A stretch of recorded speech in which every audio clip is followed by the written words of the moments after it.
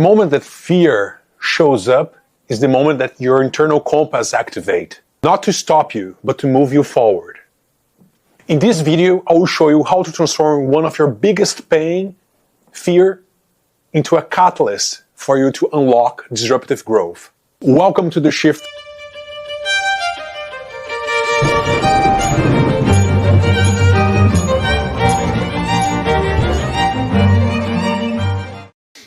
Yesterday, I experienced something very interesting. I posted an article in LinkedIn. There was a long time since I last posted an article, and a colleague from work liked that article.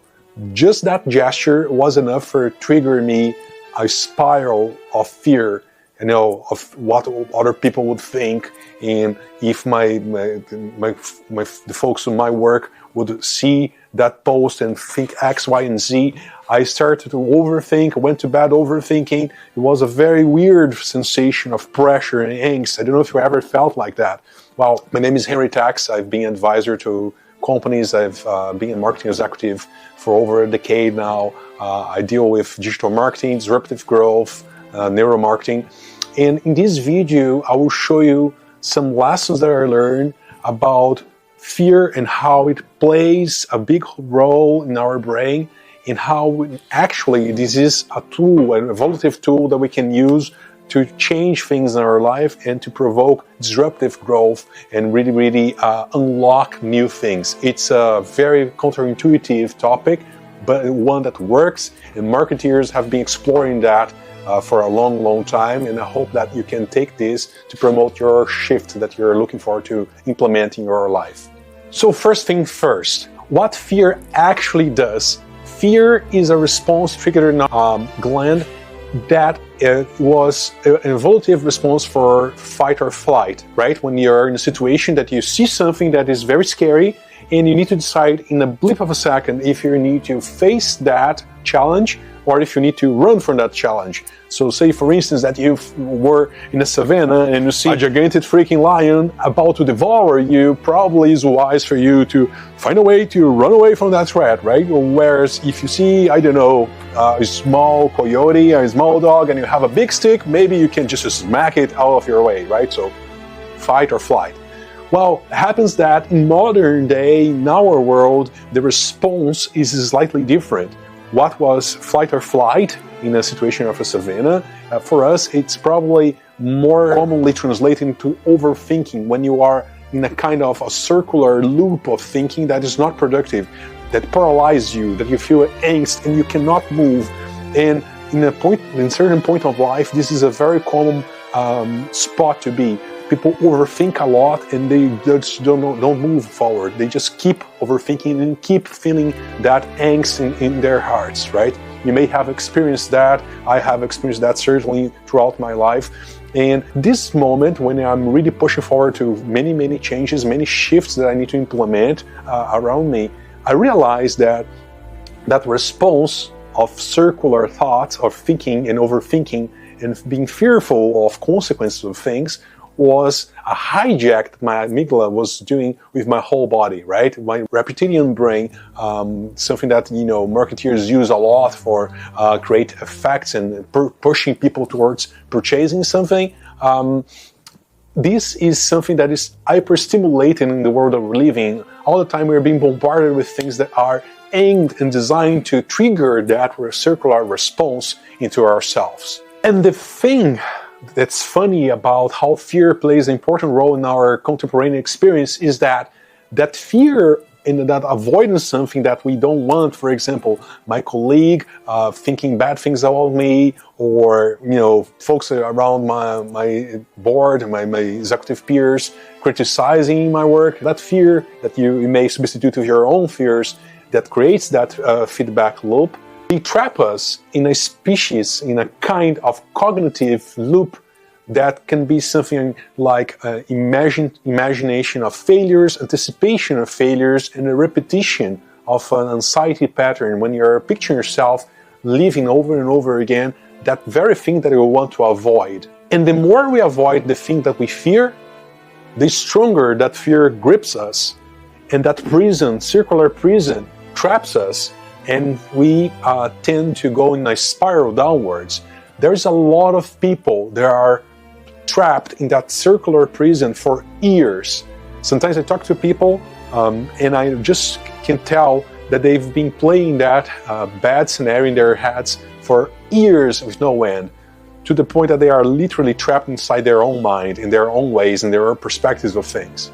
And avoiding the flight response that was useful when we were in a savanna, in a forest, in other moments, is not useful anymore, because the more we avoid, the bigger it gets. And let's put it this way, life often offers us 4 or 5 times that we are called, that we are invited for transformations, for deep, deep changes, like a chrysalis, when you have a caterpillar turn into a butterfly.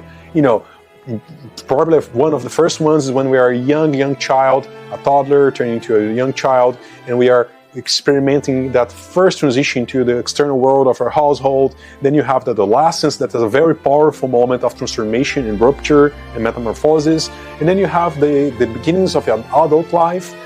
That's a very, very strong, the very famous midlife crisis or midlife journey that some of us are experiencing right now. I am to blame. I'm feeling that midlife chrysalis, midlife transformation period. And later in life, folks have another very important moment of transformation when they are about to retire, or they're shifting towards their last leg of their lives, right? Some folks even have a last transformation. That's when they are truly elderly and they are becoming that elder figure for their community or their places. So, well, those are normal transformation points that we can only embark if we are not trapped in that circular prison. There are folks that are living over and over again fears that were generated far behind in their life, in their journeys, far in the past, but they are never out of the cocoon because they are trapped inside of that circular prison. And the funny thing is that during those transition periods, the hibernation period or the period that we are being generated in that chrysalis, the fear actually is trying to protect us from external factors that may interfere with us, that may interfere with our becoming of something else. It's not something bad, it's a natural response to protect ourselves. However, the trick is, when we are in those spirits, living exactly that transition, that we are most vulnerable, when we fear the most, instead of allowing fear to be a protector that will incarcerate us in that stage, protecting that identity that's dying, because no, let's not fool ourselves. When, for example, we are leaving our parents' house or leaving the beginnings of our life and we are going to the wild world, a part of us is dying, a part of that identity is dying, so we can become something else, right? Fear prevents the death of that identity. However, to push us forward, to move forward, when we feel that, that's the very moment that we can invert the trigger and use fear as a compass, not as incarcerator.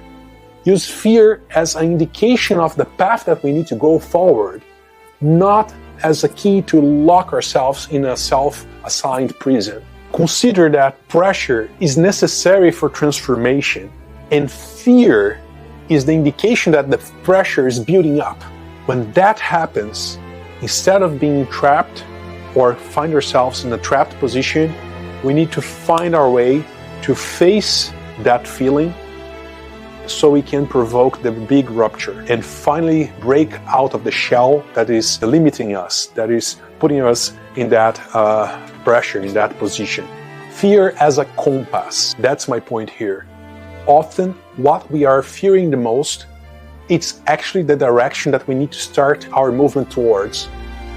For example, say that you are in the middle of a transition that you really want to change careers. Say that you have a dream to become a baker and you never experience or never pursue that actively. When you feel the biggest fear of promoting that change in your life, probably is because you have the optimal condition in terms of pressure for you to create the breakthrough.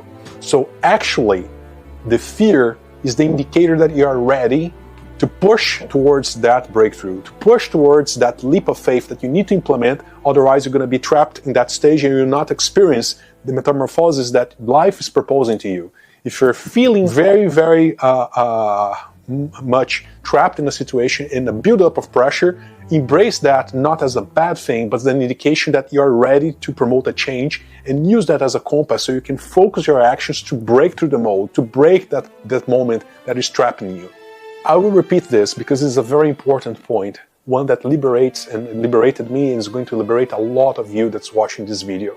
What we fear the most is the very thing that we need to tackle so we can be liberated. Fear shows where growth needs to happen. And by walking in the direction of fear, we rewire our response to that natural neurological trigger.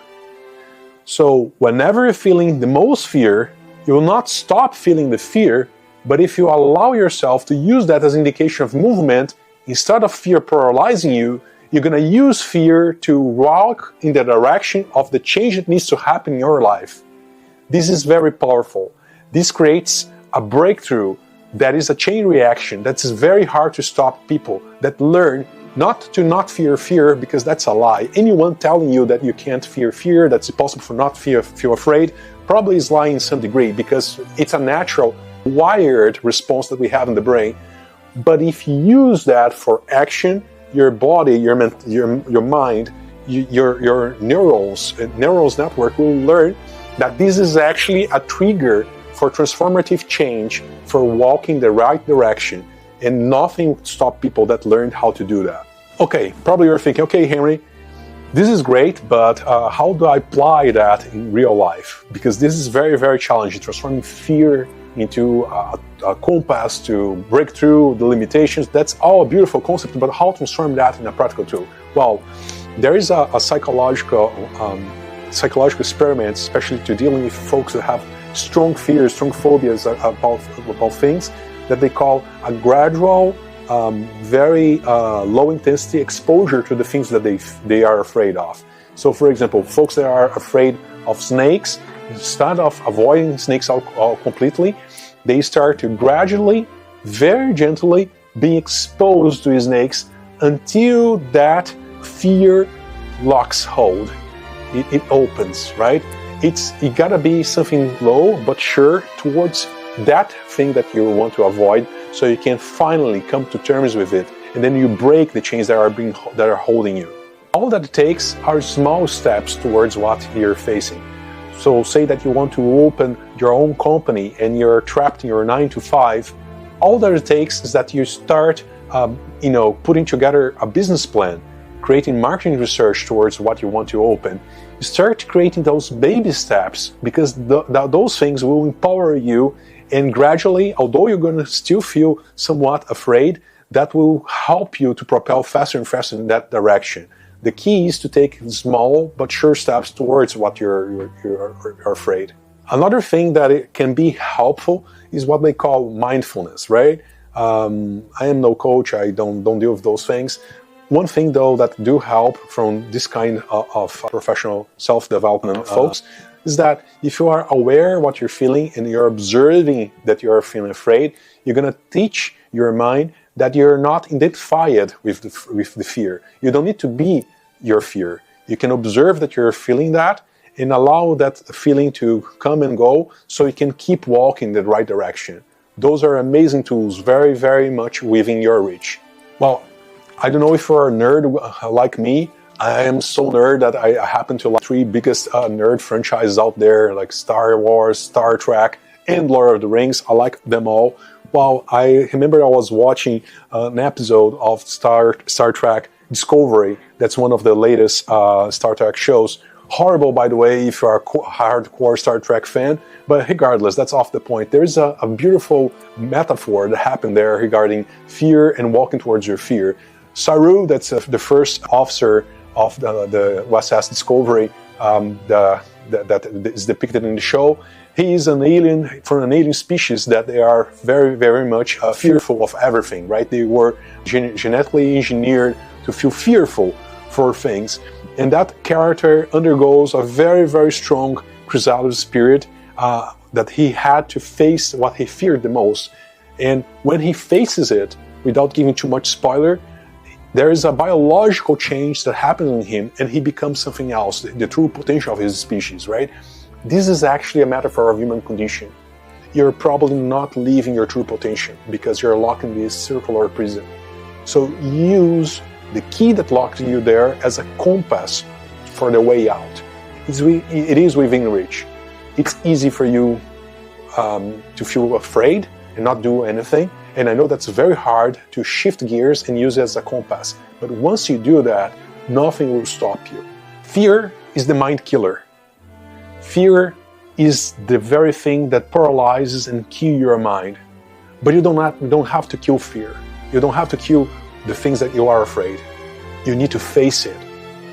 If you do that consistently, you're going to develop some sort of strength and nerve that will transform you in an unstoppable character. You just need to move with it so you can break your chrysalis and finally move to the next phase that you should be moving and you have not moved in a long, long time. And that's how a true shift begins. If this content helped you to gain a new insight in how you promote your shift, please subscribe, stick with me because we are in for a big, big transformation that's evolving us all. Help to share this video to other folks that may take advantage in this tool, in this experience, and I'll wait you in the next shift. My name is Henri, and I appreciate you joining the movement.